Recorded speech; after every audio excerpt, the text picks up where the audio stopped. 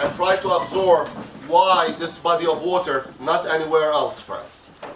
I'd like to share from the Gospel of Matthew, chapter 14.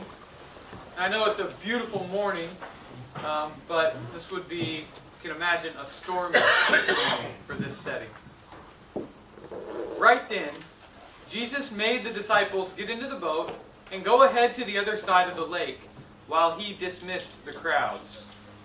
When he sent them away, he went up onto a mountain by himself to pray. Evening came and he was alone.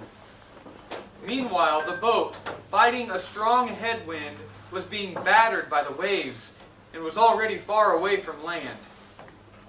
Very early in the morning, he came to his disciples, walking on the lake.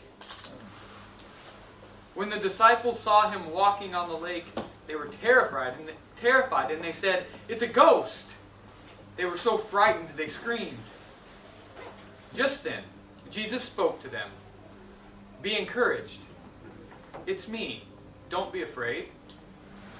Peter replied, "Lord, if it's you, order me to come to you on the water." And Jesus said, "Come." Then Peter got out of the boat and was walking on the water toward Jesus. But when Peter saw the strong wind, he became frightened. As he began to sink, he shouted, "Lord, rescue me!" And Jesus immediately reached out and grabbed him, saying, "You man of weak faith, why do you begin to have doubts?" When they got into the boat, the wind settled down. Then those in the boat worshipped Jesus and said, "You must be God's Son." I don't know what brought you all on this trip.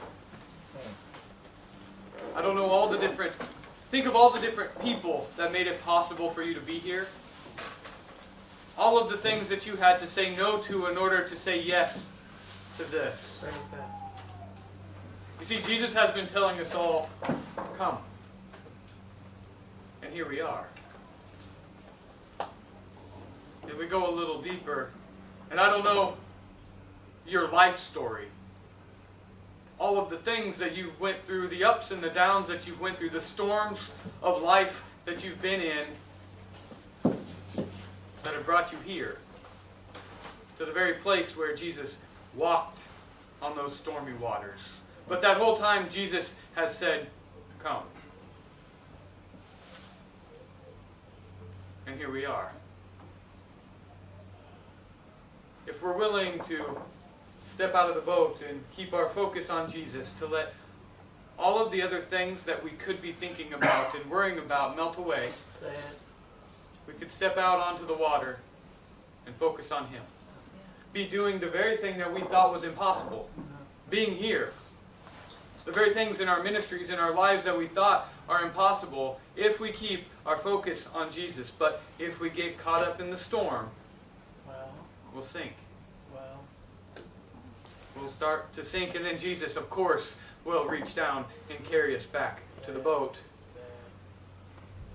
But these coming days, let's see if we could let everything melt away, all the storms in our lives melt away, and just focus on Jesus right out there in the water as He tells us to come.